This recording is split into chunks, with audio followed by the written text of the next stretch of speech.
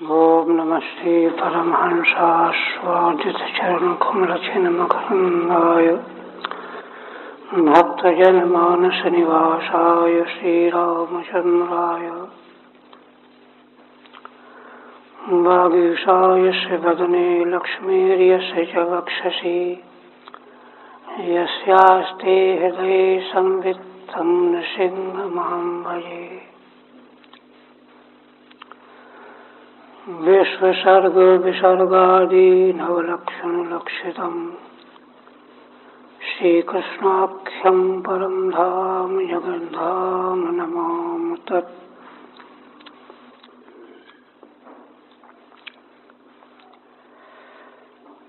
परम आदरणीय यति वृंद,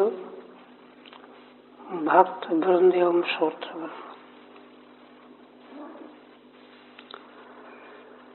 श्रीमद्भागवत के अंतिम 12 स्कंध के अंतर्गत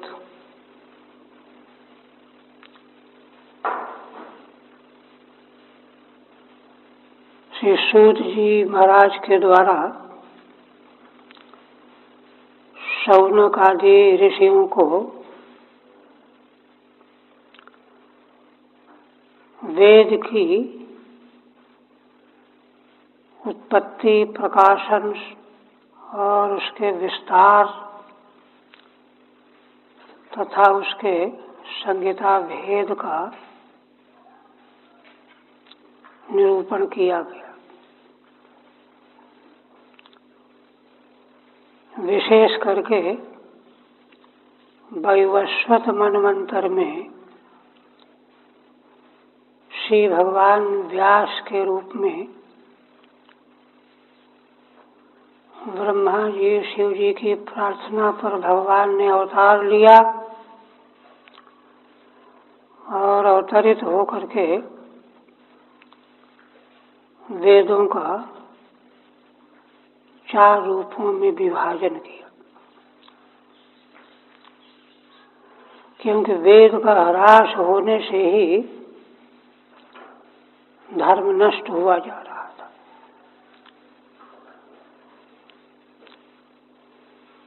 इसके बाद फिर उन्हीं भगवान व्यास के शिष्यों ने पैल, वैशंपायन, जैमिनी और सुमंतु आदिकों के द्वारा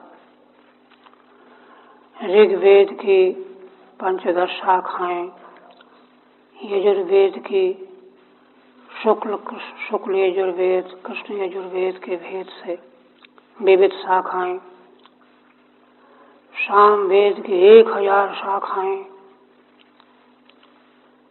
ऐसे ही अथर्ववेद की शाखाओं का किन किन ऋषियों के द्वारा विभाजन किया गया, यह वर्णन हो गया। अब इसके अनंतर सूत जी महाराज, देखिए यहाँ एक विचार करने की बात है। यद्यपि शौनक आदि ऋषियों ने पुराण संहिता के विभाजन का प्रश्न नहीं किया था, किंतु सूत जी स्वयं उनका विभाजन वर्णन करने जा रहे हैं।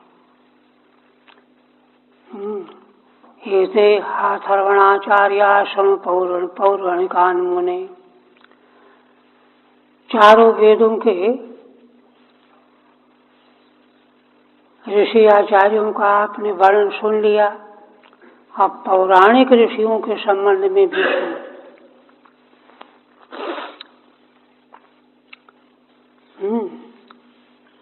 तो इसका एक अभिप्राय तो ये है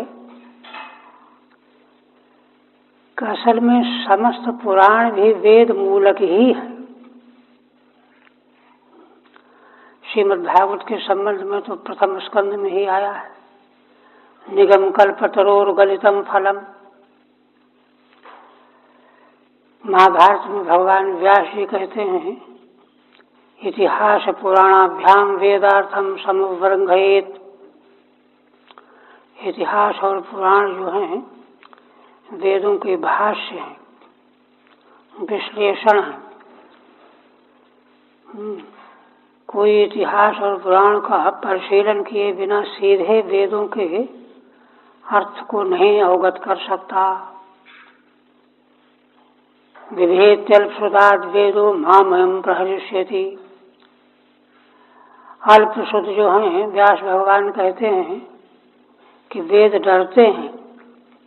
अल्पश्रुत कौन है? सीधे वेद पढ़ लिया बस, हमको क्या पढ़ना है, वे अल्पश्रुत है। क्योंकि वेदार्थ को पुराण इतिहास के विश्लेषण के बिना कोई भी नहीं समझ सकता।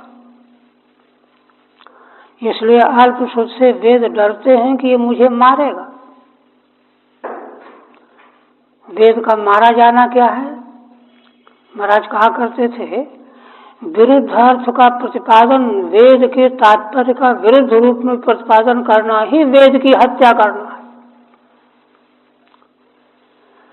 तो पुराण इतिहासों के बिना जो वेद का सीधे अर्थ समझना चाहता है, जैसे आज समाजियों के द्वारा यह मूर्खता हुई, तो ये असंगत है। इसलिए जिन वेदों की इतनी महिमा है, उनको हृदयंगम करने के लिए पुराण इतिहास तो लेकर के ही चलना पड़ेगा। एक बात। दूसरी बात यह है कि अब यह कलयुग का समय है। पूर्व के ऋषियों में, आचार्यों में वेदार्थ को समझने की क्षमता हुआ करती थी, क्योंकि उनमें उच्च कोटि का सदाचार, धर्म की दृढ़ता होती थी।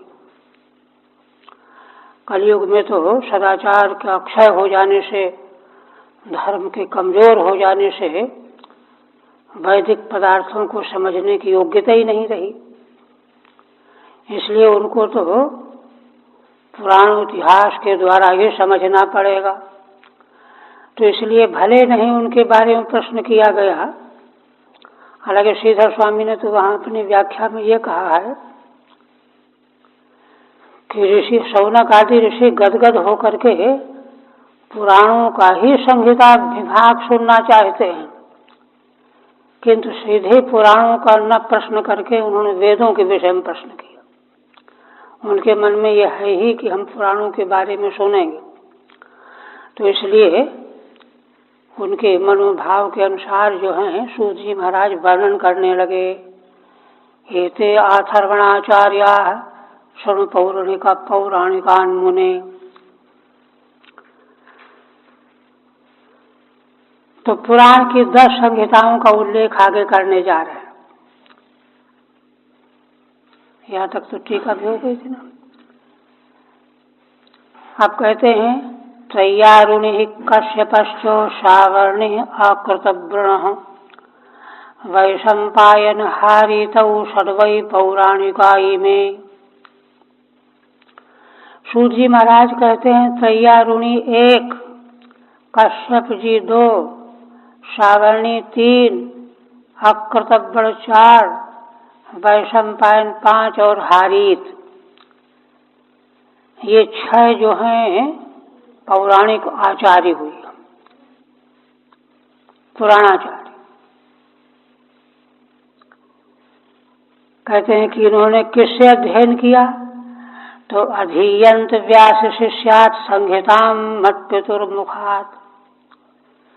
सूत जी कहते हैं कि ऋषियों, इन 6 ऋषियों ने भगवान व्यास के शिष्य, सूत जी के पिता हैं, मेरे पिता जो भगवान व्यास के शिष्य हैं, उनसे इन लोगों ने मत्पितुर्मुखात् अधीयंत, मेरे पिता के मुख से सुनकर के इन्होंने अध्ययन किया 6 ऋषियों ने। माने भगवान व्यास, फिर भगवान व्यास के शिष्य रोमहर्षण नाम था उनका, तो उनसे इन 6 ऋषियों ने पुराण की शिक्षा ली। फिर कहते हैं सूर्य जी कहते हैं कि एकैकाम हमेतेषाम शिष्य सर्वा समध्यगाम। फिर अपने लिए कहते हैं कि देखो ऋषियों, मैंने भी इन 6 ऋषियों से एक एक के पास जा करके, है ना, इनका शिष्य हो करके 6 ऋषियों का मैंने इनके द्वारा सारी संहिताओं का अध्ययन किया। ये कहते हैं। टीका में कहते हैं मत पितुर्मुखादिति प्रथमं व्यासः सत्संहिता कृत्वा। श्रीधर स्वामी स्पष्ट करते हैं कि भगवान व्यास ने पुराण की 6 संहिताओं को रच करके मेरे पिता रोमहर्षण को दिया। रोमहर्षणाय मत्पित्रे प्रादात् तस्य च मुखादेते त्रय्यारुण्यादयः।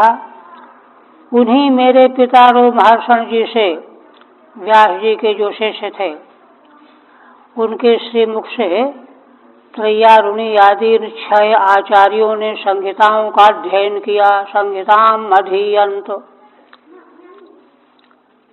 ये परंपरा है। एतेषाम शरणाम शिष्यो हम। फिर सूर्य जी कहते हैं कि इसके बाद इन 6 ऋषियों का मैं शिष्य हुआ और शिष्य होकर के इन 6 ऋषियों के पास जाकर के मैंने इन संहिताओं का अध्ययन किया। ता सर्वा समधीतवान। इन ऋषियों से मैंने उन सारी संहिताओं का अध्ययन किया। अन्य आचार्य यहाँ कहते हैं कि 6 में से असल में प्रत्येक को 3-3 पुराणों की शिक्षा मिली थी, तो 6 18 हो जाएंगे। तो इसलिए एक एक से 3-3 पुराणों की संहिता का अध्ययन किया। सूर्य जी कह रहे हैं 6 18 पुराणों के द्वारा शुद्ध हो गए। इसके बाद फिर एक परंपरा और कहते हैं इसके बाद ये तो 6 संहिताएं मैंने अपने पिता के मुख से सुनी हुई ऋषियों के द्वारा श्रवण किया, अध्ययन किया, उनका शिष्य होकर के। इसके बाद फिर क्या हुआ? कश्यपो अहम च सावर्णी राम शिष्यो कृतव्रणः अधीमहि व्यास शिष्यात् चतस्रो मूल संहिताः।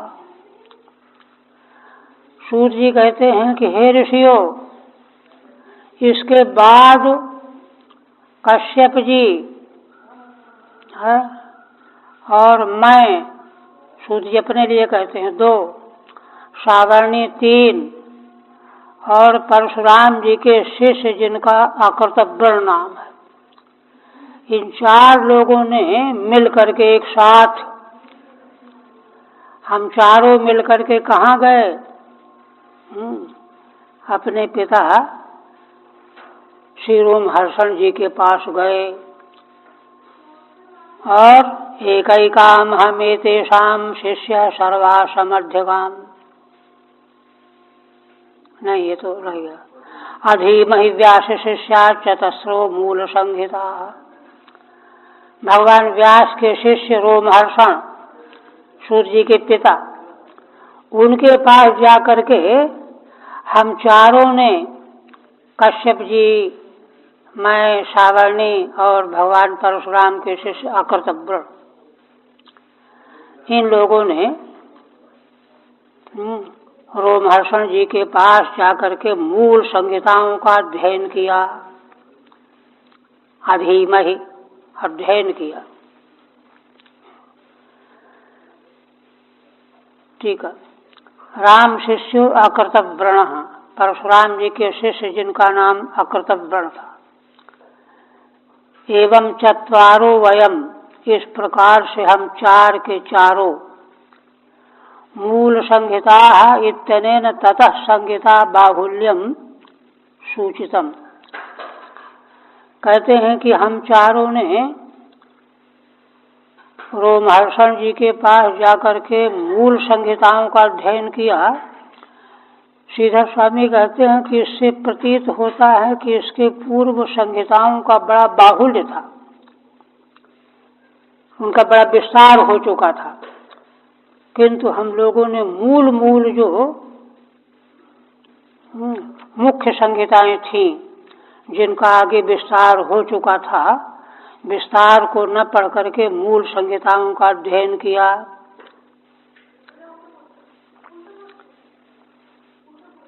फिर कहते हैं अब इतना सब संहिता का विभाग और उसका विस्तार बता करके अब पुराण विद्या का लक्षण बताने जा रहा है। क्योंकि आखिर पुराण साहित्य की इतनी बड़ी महिमा, जिसके बिना वेद के अर्थ का ठीक ज्ञान ही नहीं हो सकता, इतिहास पुराण के बिना, ऐसी महिमा है जिसकी, तो उसका लक्षण आगे बताने जा रहे हैं। भगवान सुखदेव जी ने भी दूसरे स्कंद के 10वें अध्याय में श्रीमद् भागवत महापुराण के 10 लक्षण बताए, उन्हीं में कुछ हेर फेर करके यहाँ लक्षण आगे बताने जा रहा है। किंतु कहते क्या है, पुराण लक्षणम ब्रह्मन् ब्रह्मर्षिभिर् निरूपितम। पुराणों के लक्षण को ब्रह्मर्षियों के द्वारा निरूपित किया गया है, प्रकाशित किया गया है, प्रकट किया गया है।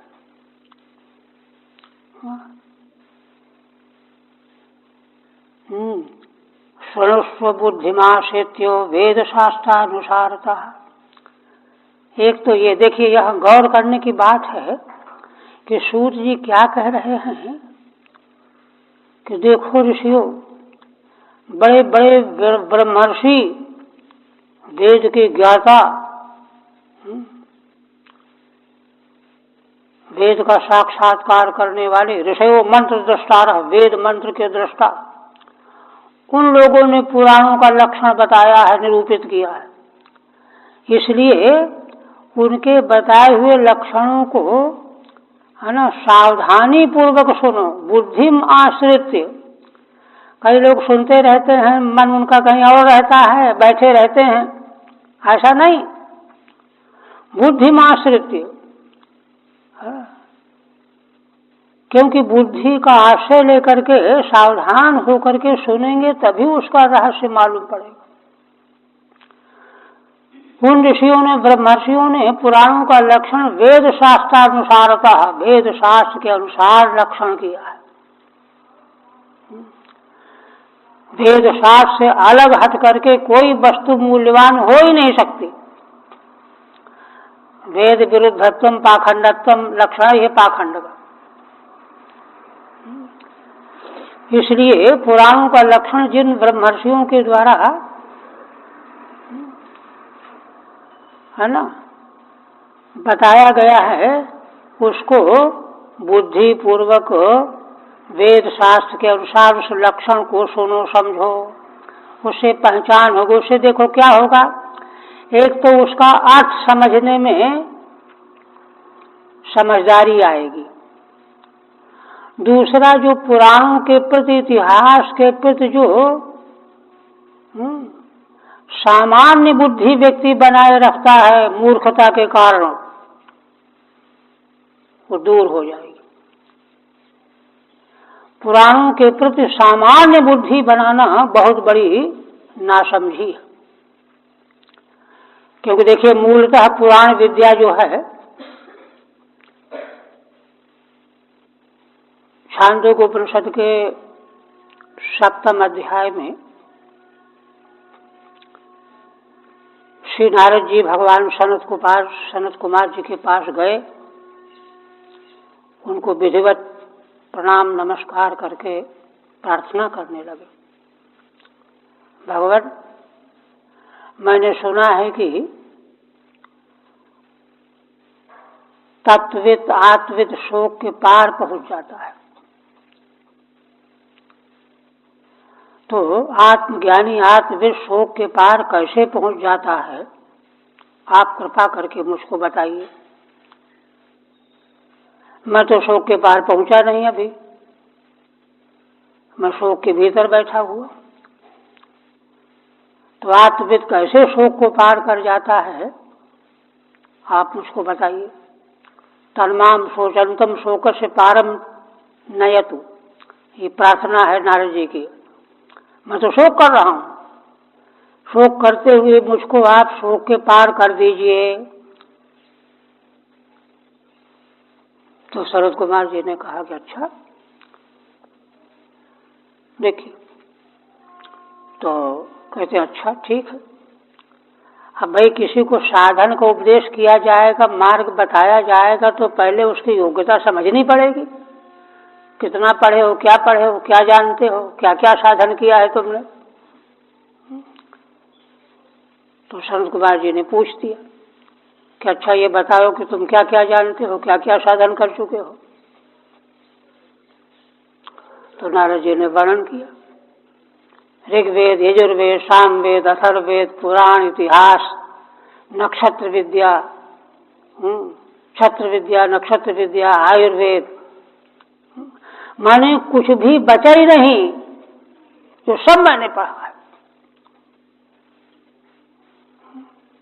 देखिए ये सब मैंने पढ़ा है, लेकिन मुझे आत्मज्ञान प्राप्त नहीं हुआ, मैं शोक कर रहा हूं। शास्त्र की दृष्टि देखिए, योग सुखोपनिषद में तो भगवान महेश्वर कहते हैं कि चाहे जितना शास्त्र का बोझा कोई सिर में ढोए रहा हो, जब तक समाहित नहीं होगा तब तक उसको कुछ प्राप्त नहीं होगा। तो आगे फिर शरद कुमार जी ने उपदेश, तो देखिए वहां हमारा मतलब केवल ये है कि देखिए उन्होंने पुराण इतिहास सबको जो है उल्लेख किया, वर्णन किया, सतुक प्रसंग है। वहां पर जो है ये स्पष्ट किया गया है कि पुराण विद्या, इतिहास विद्या, ये सब अनादि है, नित्य है। ये तो बार बार प्रलय के बाद जब सृष्टि होती, सब वस्तुएं प्रकट होती, प्रकाशित होती है आवश्यकता के अनुसार। इसलिए इनमें किसी को जो है हल्का नहीं समझना चाहिए। तो इसलिए कहते हैं कि बुद्धि लगा करके इसको सुनो, समझो।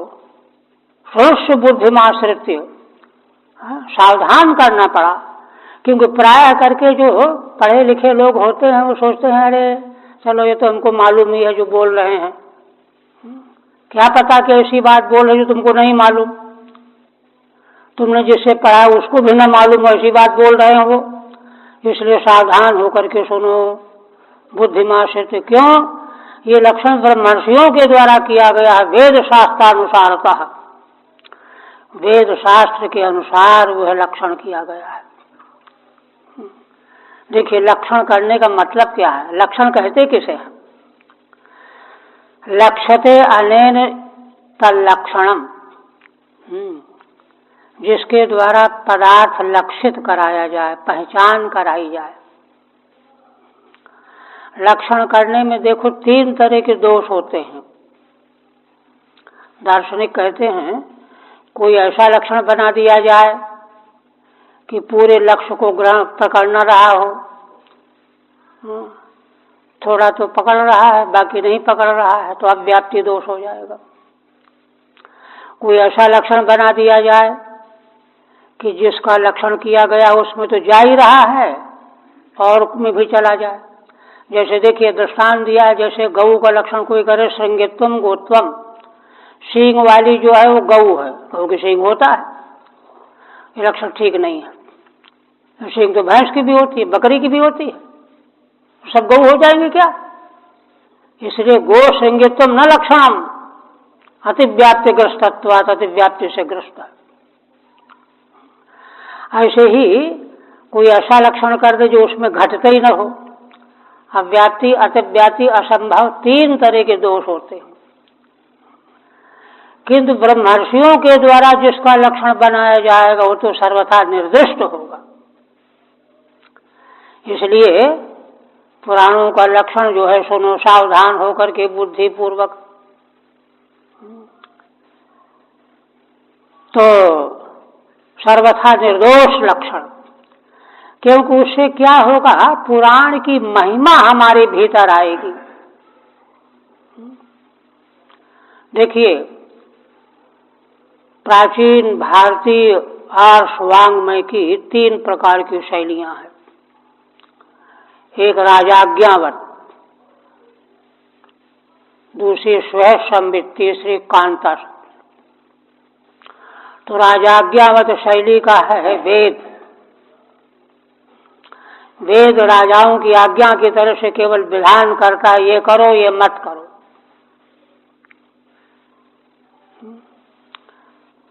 ये विधि है, ये निषेध है, ये राजाज्ञावत। और वेद का जो उपदेश है वह राजमार्ग है। राजमार्ग पर व्यक्ति चल पड़ने पर निश्चित रूप से अंतिम निश्चय लक्ष्य तक पहुंच जाएगा। वेदों में जो जिस मार्ग का निरूपण किया गया है, प्रवृत्ति धर्म, निवृत्ति धर्म, और समग्र प्रवृत्ति का भी अंतिम में निवृत्ति में पर्यवसान है। निवृत्ति पर्यंत, निवृत्ति ही परम लक्ष्य है वेदों के उपदेश का। किंतु उसके 2 विभाग करके उपदेश वहां किया गया है। तो देखिए, सतयुग, त्रेता आदि युगों में जहाँ के लिए वर्णन किया गया है कि चारों चरणों से धर्म विद्यमान रहता है भूलोक में, पृथ्वी लोक, तो उस समय मनुष्यों में स्वाभाविक धर्मनिष्ठा, सदाचार निष्ठा बनी रहती है। तो ऐसे समय में वैदिक मार्ग पर चलने वालों की बहुत संख्या होती है। सारा समाज, वाल्मीकि रामायण वर्णन आया है, वाल्मीकि जी ने वर्णन किया है अयोध्या नगरी का वर्णन करते हुए। कहा है कि देखो, उस समय सारा समाज ब्राह्मणों की आज्ञा के अनुसार ही छोटे से लेकर के बड़े से बड़े कार्य किया करते थे। उनकी अनुमति लिए बिना कोई कुछ नहीं कर सकता था। सब उन्हीं के मुखों की ओर देखा करते थे। उसका परिणाम क्या था? सारा समाज सुख शांति से संपन्न बना हुआ था,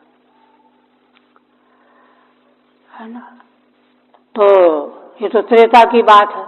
सतयुग में और भी उत्कर्ष था। तो इस प्रकार से वैदिक परंपरा का जिस समय तक भूलोक में पूरा प्रभाव बना रहता है, धर्मात्मा शासकों की महिमा से, चक्रवर्ती धार्मिक धर्मात्मा शासकों की महिमा से, उनके प्रयत्न से जो है ये बना रहता है, ऋषियों के प्रयत्न से बना रहता है। तो उस समय का जो निरूपण जो है शास्त्र में जैसा वर्णन किया गया है कि मतलब यह है कि उस समय तो लोग झूठ भी बोला जाता है उनको मालूम ही नहीं है। धोखा देना, बहकाना, कपट करना ये जानते ही नहीं। ये समाज था। इसीलिए उस समय पर सच्चाई और ईमानदारी से साधना के मार्ग में चलने वाले कहीं कोई छल कपट का नामो निशान नहीं। पहले भी हमने सुनाया था कि छांदोग्य में एक आख्यान वर्णन किया गया है। वैश्वानर की उपासना करने वाले 6 ऋषियों को वर्षों हो गए उपासना करते हुए, किंतु देखिए वेद के मार्ग में निश्चल भाव से जब साधन में व्यक्ति लगा रहता है तो उसको वह साधन ही, वह सच्ची निष्ठा ही उसको कमी का आभास करा देती है, बता देती है कि यहाँ तुम भूल कर रहे हो। ऋषियों को अकस्मात ऐसे मालूम पड़ गया। तो सोचने लगे कि अब तो इसको हमको समझना चाहिए, ये तो हम भूल कर रहे हैं, किसे समझेंगे? तो महर्षि उद्दालक के पास जाकर के समझेंगे, वे वैश्वानर भगवान का स्वरूप हमको बताएंगे, तो हम सुधार कर लेंगे। इधर ये संकल्प कर रहे हैं, सैकड़ों मील की दूरी पर हैं आश्रम सबके। उद्दालक महर्षि को वहां भान हो गया कि अच्छा, मेरे पास यह प्रश्न लेकर के ये ऋषि आने वाले हैं, उनको आभास हो गया। किंतु वो कहते हैं कि अरे, वैश्वानर भगवान के स्वरूप को ठीक ठीक तो मैं भी नहीं जानता हूं, तो वे लोग आएंगे तो मैं उनको क्या बताऊंगा? पर कोई बात नहीं, इसमें महाराज अश्वपति वैश्वानर तत्व के ज्ञाता, वो जब आ जाएंगे तो मैं उनको साथ में लेकर के उनके पास जाऊंगा, उनसे जो है उसको समझूंगा, वो भी समझेंगे, मैं भी समझूंगा। ये देखिए, सतयुग आदि का वैदिक समाज इस प्रकार का था, झूठ का नामो निशान नहीं, छल कपट का नामो निशान नहीं, अहंकार मत्सरता का नामो निशान नहीं। इसलिए वे साधन सब सफलता की ओर ले जाते थे। और वे देखिए, प्रश्नोपनिषद में आया कि पिप्पलाद ऋषि के पास सुकेशादि 6 ऋषि पहुंचे और समित पाणी होकर के विधिवत वहां प्रार्थना किया, प्रणाम नमस्कार करके कि भगवान हम जिज्ञासा लेकर के आए। तो कहा अच्छा, 1 वर्ष तक हमारे आश्रम में रहो नियम पूर्वक, फिर प्रश्न हम सुनेंगे, तुम्हारा क्या प्रश्न है, हमको आता होगा तो बताएंगे। देखिए, इन शास्त्रों से हमको प्रेरणा क्या लेनी चाहिए, है ना? उन लोगों के मन में ये नहीं आया कि अरे, हम लोग इतने सैकड़ों मील से चल करके आए, अब ये कह रहे हैं कि 1 वर्ष तक यहाँ रहो। आज का आदमी तुरंत लुट के बोला बस उठा के चल देगा, ये बड़ा अपने को समझते हैं, हर जगह हम पूछ लेंगे जाकर के। देखिए, साधन साध्य के साधना का मार्ग क्या है? बिना नृत्य के 1 वर्ष तक वहीं ठहरे रहे, इसके बाद प्रश्नोत्तर हुआ। तो इन सब प्रसंगों को वैदिक धर्म जिस समय मौजूद था, उस समय का समाज, मनुष्य समाज, साधक वर्ग किस प्रकार का था, ये है। धीरे धीरे काल क्रम से सतोगुण का ओझल होने लगा, रजोगुण वृद्धि को प्राप्त होने लगा, फिर तमोगुण भी बढ़ने लगा, है ना? विषय लोलुपता, स्वार्थ लोलुपता ये बढ़ती चली गई, धर्म जो है क्षीण होने लगा, मन की चंचलता, साधन शैथिल्य, मन का चांचल्य, और सबसे बड़ी बात आगे खतरनाक रूप में क्या आ गई? बुद्धिवाद। बुद्धिवाद बुद्धिवाद जो है आज भौतिक प्रगति के युग में इतना बढ़ जाता है कि जहां देखो वहीं नन्नच करने लगता है। वाराणसी में एक विश्वविद्यालय के प्रस्तोता के पिताजी थे, हमसे बड़ा प्रेम करते थे, तो उनके घर पर एक बार बुला ले गए वो, तो वहाँ श्रीमद् भगवत गीता पर चर्चा चल पड़ी। तो कुछ ऐसा कहने लगे कि जो है, मैं तो भाई वाद समाजी परंपरा से प्रभावित, मैं तो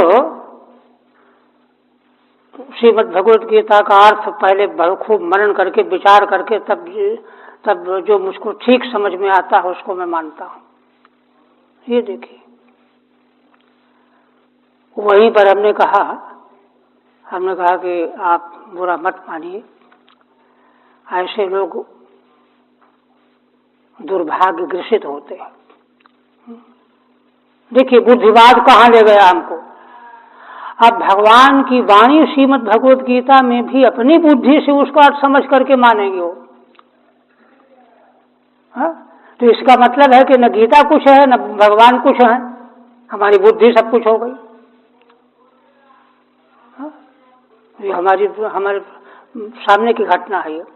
तो इस प्रकार से बुद्धिवाद जो है ना, जो मूलभूत संस्कार जनित आस्थाएं हैं उनमें कुठाराघात करके उनको बर्बाद कर देता है। इसीलिए देखिए उसी का दुष्परिणाम क्या है, कई लोग जो हैं कथावाचक एक घटनाक्रम सुनाते हैं। घटनाक्रम सही हो सकता है या जैसा भी हो, कहते हैं कि एक बार कोई विद्वान ब्राह्मण थे, वो भागवती कथा सुना रहे थे, तो बड़ी अच्छी कथा सुनाते थे।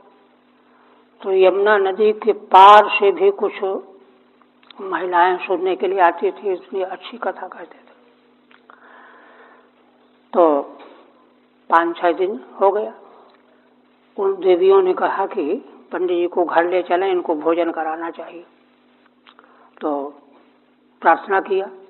1-2 दिन जब रह गए तो कहा कि अरे भाई वर्षा का समय है, कैसे जाएंगे, यमुना बढ़ी हुई है, नदी है।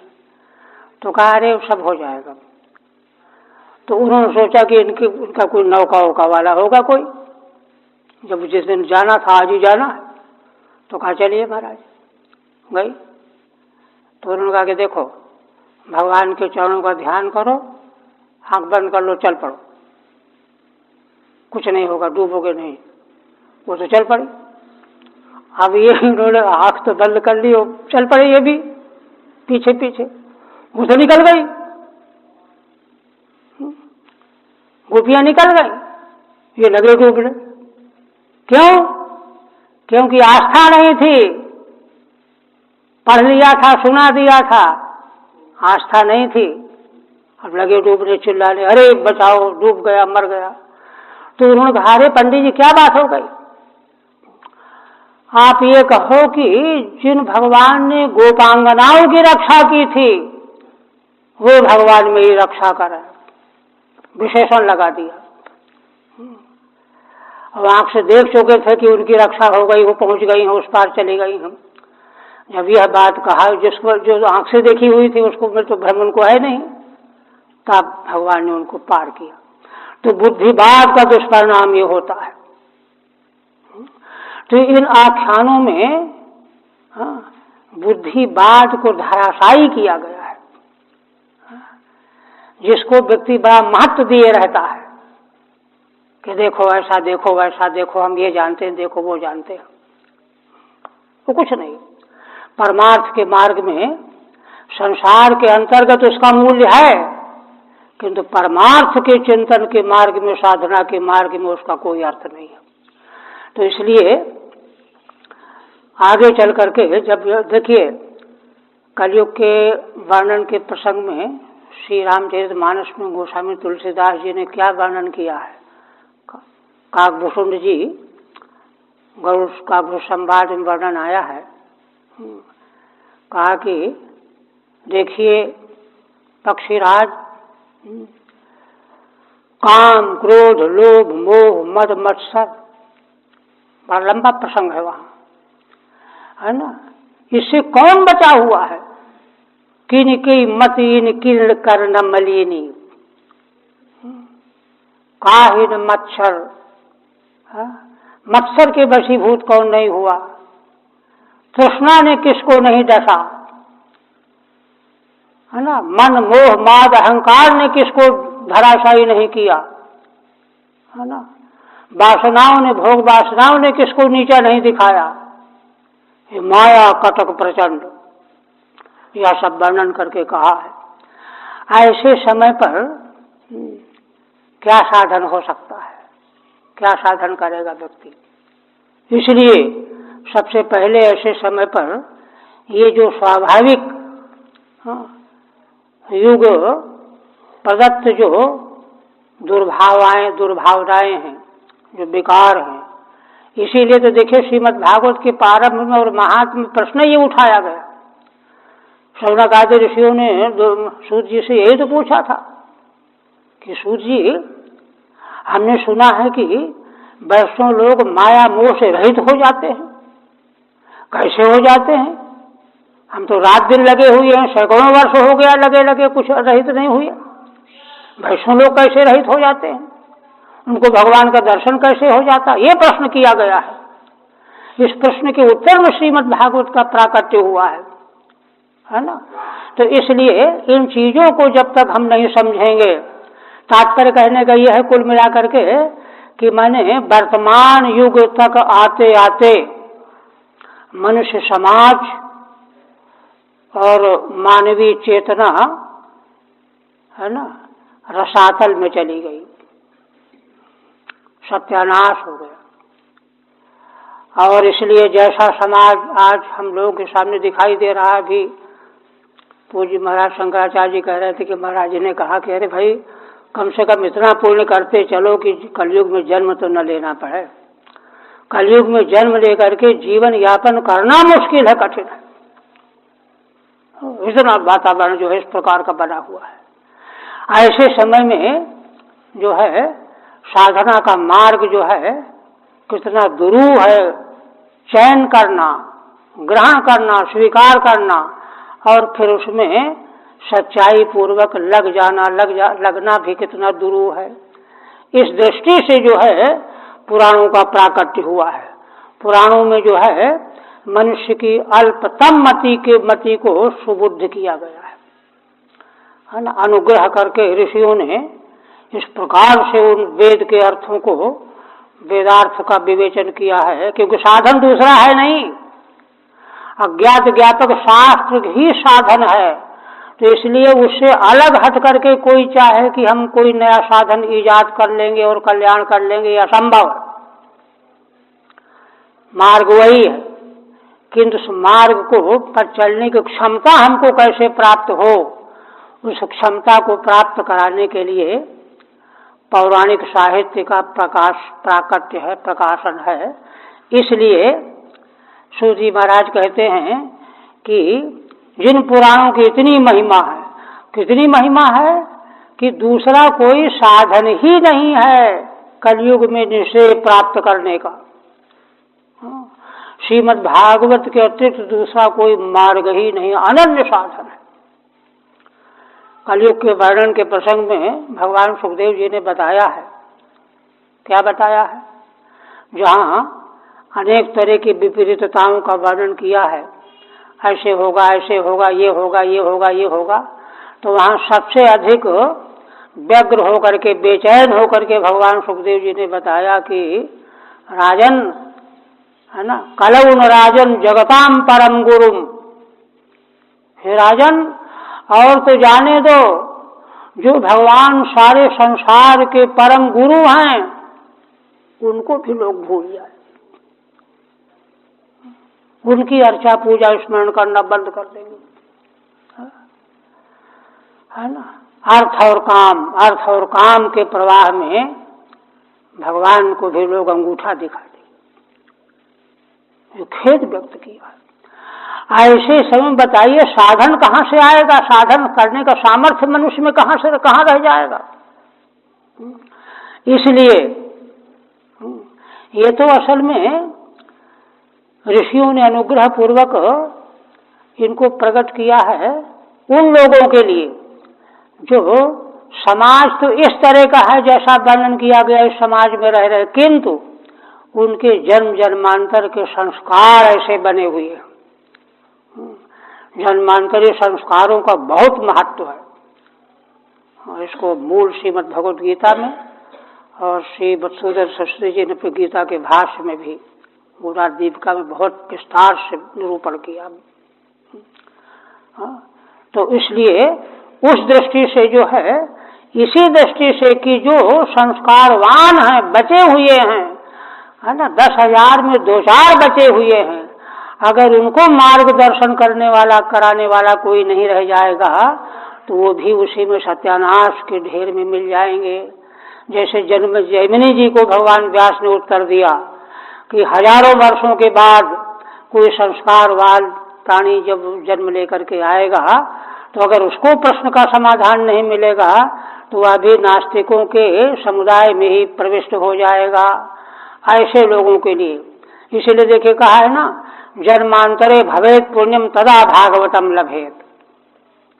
जन्म जन्मांतर में पुण्य जिनके बने रहते हैं पुण्य पुंज बिन मिले न संता, तदा भागवतम लभेत, नहीं तो भागवत की प्राप्ति ही नहीं हो सकती। इसलिए भागवत की प्राप्ति यथार्थ में बहुत बड़े पुण्य का परिणाम है ना। लाखों की जनसंख्या होने पर भी कतिपय लोग ही सुनने के लिए आया करते हैं। एक कानपुर में सन 60 के आसपास की घटना है। एक बहुत उच्च कोटि के विद्वान संत निवास करते, भागवत दास घाट करके प्रसिद्ध है। तो बहुत दिनों से हम गए नहीं, क्या हालत है वहाँ की। तो उन महाराज जी के यहाँ शहर के बड़े बड़े जज, वकील, रिटायर्ड ऑफिसर सत्संग करने के लिए आते थे। महाराज 6:30 बजे बैठ जाते थे। तो और वो सब जो है बड़ी श्रद्धा, जमीन पर बैठ, चटाई, झोपड़ी थी, झोपड़ी में रहते थे। तो वहाँ चर्चाएं होती थी। तो ऐसे लोग जो वहाँ सुनने के लिए आते थे, शहर तो जो है पता नहीं उस समय कितनी आबादी रही होगी, तो बहुत बड़ा शहर है ना। कोई जो है कोई हो सकता है 50 लाख की आबादी हो, किंतु वहाँ सुनने के लिए आने वाले लोगों की संख्या थोड़ी होती थी। एक तो दूर भी था, शहर के गंगा के तट पर था। इतनी दूर कौन चल करके जाए। कोई रिक्शे से आते थे, कोई कैसे आते थे, कोई साइकिल से आते थे, कोई पैदल चल के आते थे।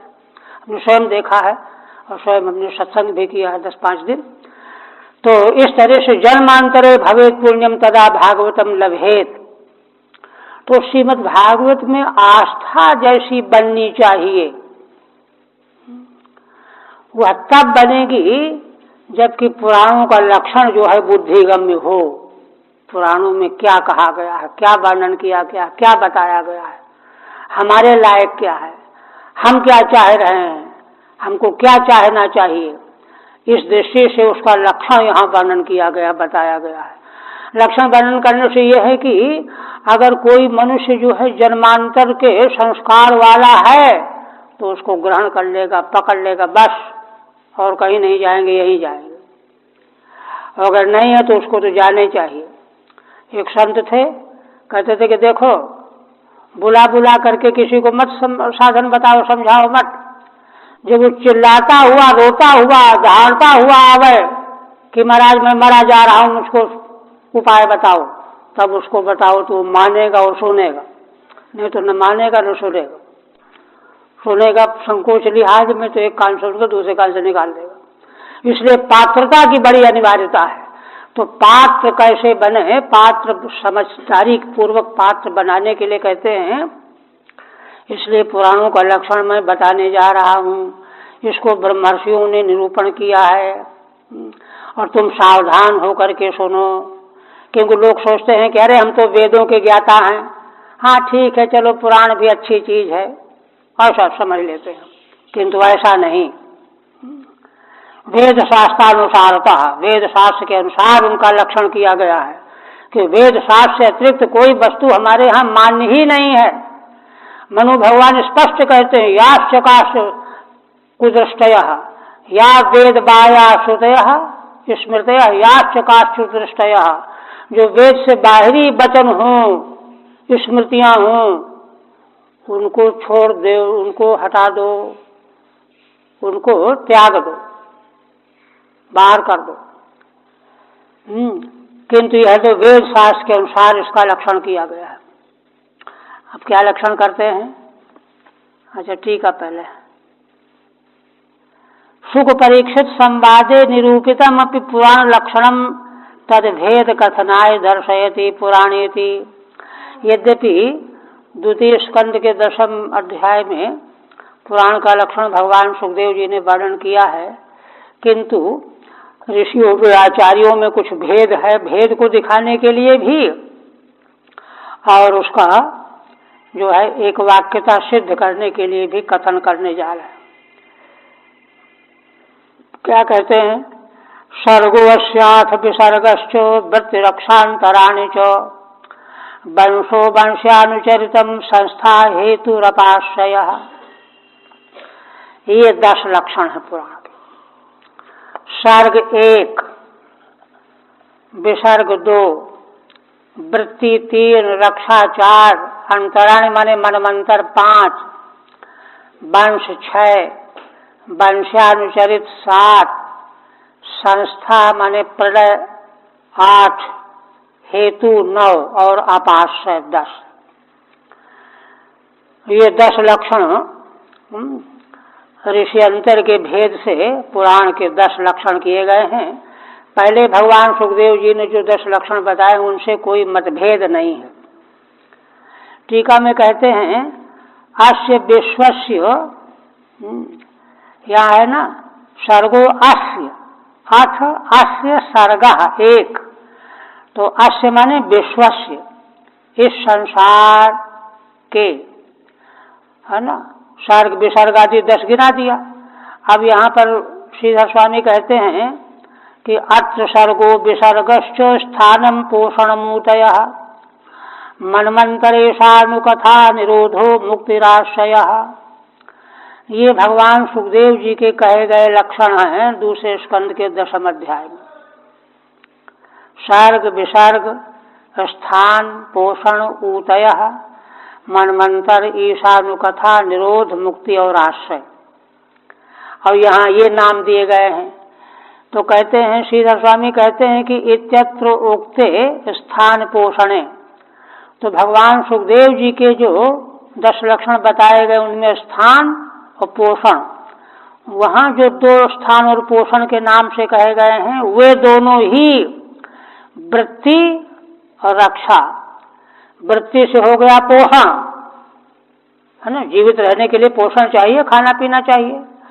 और स्थान का मतलब होता है स्थिति, स्थान माने रक्षणम, संसार की भगवान रक्षा करते हैं तभी तो संसार बना रहता है, तो रक्षा। तो स्थान का वो अर्थ है स्थिति है स्थानम, और रक्षा का भी वही अर्थ है। और पोषण का अर्थ है वृत्ति, खुराक, खाना पीना। तो स्थान और पोषण जो वहाँ कहे गए उन्हीं को यहाँ पर वृत्ति और रक्षा शब्दों से कहा गया है, इसलिए कोई अंतर नहीं हुआ। इसी तरह से वहाँ मनवंतर कहा गया है, और यहाँ के लक्षणों में अंतराणी, अंतराणी जो यहाँ कहा गया है वहाँ का मनमंतर है, मनमंतराणी। इसी तरह से यहाँ कहा गया वंशो वंशानुचरितम, वंश ब्रह्मा जी से सूर्य वंश चंद्र वंश का जो प्राकट्य हुआ, और वंशानुचरितम का मतलब उन वंशों में होने वाले जो महान विभूति पुरुष, उनका चरित्र, इन दोनों को मिला करके वहां क्या वर्णन किया गया है, ईशानुकथा। ईशानुकथा 9वें स्कंध में आई है ना। ईश्वर और ईश्वर के अनुयायी भक्तों का चरित्र वहां वर्णन किया गया है, जो उसी को यहाँ वंश और वंशानुचरित के नाम से कहा गया है, ईशानुकथा के नाम से। इसी प्रकार से यहाँ संस्था का अर्थ है प्रलय, निरोध, वहाँ निरोध कहा गया है, निरोध मुक्ति राश्रय है, यहाँ संस्था शब्द से कहा गया है, अर्थ दोनों का एक है। इसी प्रकार से अनेनैव आत्यंतिक लय रूपा मुक्तिरप्युक्ता, इसी के द्वारा आत्यंतिक लय रूपी मुक्ति भी कह दी गई है। निरोध मुक्ति आश्रय है ना, मुक्ति है, निरोध मुक्ति और आश्रय। तो मुक्ति यहाँ पर कही गई है संस्था के साथ में, आत्यंतिक लय ही मोक्ष है, पीछे बता चुके हैं। तो अत्यंत लय रूपा, आत्यंतिक लय रूपा मुक्तिरप्युक्ता। इसी तरह से यहाँ हेतु एक लक्षण और कहा गया है। हेतु शब्देन जीवाश्रय वासना शब्द वाच्या ऊतयो गृहीता। यहाँ जिसको हेतु कहा गया है उसको वहां पर भगवान सुखदेव जी के लक्षण कथन में ऊतय कहा गया है, जिसका 7वें स्कंध में निरूपण किया गया है। हेतु का यहाँ अर्थ क्या है? हेतु माने कारण। इस अनंत विश्व ब्रह्मांड का हेतु कौन है? जीव। जीव कैसे हेतु है? क्या जीव संसार को बनाता है क्या? कहते नहीं, किंतु जीव अनंत ब्रह्मांड के जीवों के द्वारा जो कर्म किए जाते हैं कर्म से जनित वासनाएं जो उनकी बनती हैं, उन वासनाओं के फलस्वरूप उनको देह गेह संसार चाहिए। इसलिए है ना, पूर्व कल्पों में किए गए अनंतानंत प्राणियों के जीवों के कर्म से बने हुए वासनाजन संस्कार वे ही संसार के उत्पन्न करने का कारण होते हैं, इसलिए हेतु हो गया। तो हेतु कौन हुआ? वही कर्म करने वाला जीव। तो यहाँ हेतु कहा गया है, और वहाँ जो है ऊती के द्वारा उसका अर्थ प्रकट किया गया है। हेतु शब्देन जीवाशय वासना शब्द वाच्या ऊतयो गृहीता, ऊतियों का ग्रहण किया गया है। अच्छा, अब देखिए, इन चीजों को सूर्य जी ने कहा था कि बुद्धि का आश्रय लेकर के इसको सावधान होकर के सुनो। देखिए, आज का मनुष्य भी यदि इन 10 पदार्थों का सांगोपांग परिशीलन करके इनका बोध प्राप्त कर ले तो क्या होगा? उसको यह बात समझ में आ जाएगी कि हम लोग जो हैं भटक रहे हैं। उनको अपने भटकाव का पता चल जाएगा। देखिए, वैदिक मार्ग को छोड़ करके सारा संसार भटक रहा है, स्वप्न के जाल में उलझा हुआ है, भटक रहा है, शोक मोह सुख दुख का शिकार बना हुआ है, हाय हाय कर रहा है, चिल्ला रहा है, अपनी अकलमंदी के सारे घोड़े खोल दे रहा है, लेकिन अंत में निराशा बेचैनी, यही हो रहा है। किंतु इन 10 पदार्थों का अगर वह सांगोपांग समझ ले, जिनका पुराणों के लक्षण के रूप में निरूपण किया जा रहा है, तो उसको बात समझ में आ जाएगी कि अरे हम तो महाभ्रम में पड़े हुए हैं, महामोह के भ्रम में पड़े हुए हैं। सबसे बड़ी समस्या असल में आज की यही है कि व्यक्ति को यही नहीं पता चल रहा कि हम ठीक कर रहे हैं कि गलत कर रहे हैं। वो अपने भ्रम की दौड़ भाग को ही ठीक प्रतिपादन कर रहा है, तर्क से उसको साबित कर रहा है। अब ऐसी स्थिति में उसको कौन कोई क्या समझाएगा? तो इसलिए ये लक्षण यहाँ पर वेद शास्त्र के अनुसार पुराणों के जो लक्षण बताए गए हैं, इनको सांगोपांग समझ लेना चाहिए। समझ लेने से है ना मामला साफ हो जाएगा, है ना। कैसे साफ हो जाएगा? जैसे बालू की चमकती हुई रेत को पानी समझ करके भागा चला रहा है, पानी पिएंगे नहाएंगे, पानी पिएंगे नहाएंगे, वहां गया तो कुछ नहीं, फिर और चमक आगे बढ़ गई, फिर दौड़ा दौड़ते मर गया, पानी मिला नहीं, बिना पानी के ही मर गया। तीसरे स्कंद में विदुर जी महाराज ने जब मैत्रेय जी से प्रश्न किया हरिद्वार में जाकर के, तो उनका प्रश्न देखिए क्या था। देखिए, इन प्रश्नों पर विचार करना चाहिए। विदुर जी कहते हैं कि भगवान ये बताइए कि सारे जीव शरीर से, मन से, वाणी से जो कुछ भी करने में लगे हुए हैं, क्यों कर रहे हैं? सुख मिले और दुख चला जाए, सुख पाने के लिए, दुख मिटाने के लिए। और यह करते करते उनके करोड़ों जन्म बीत गए, लेकिन न सुख मिला और न दुख गया। देखिए,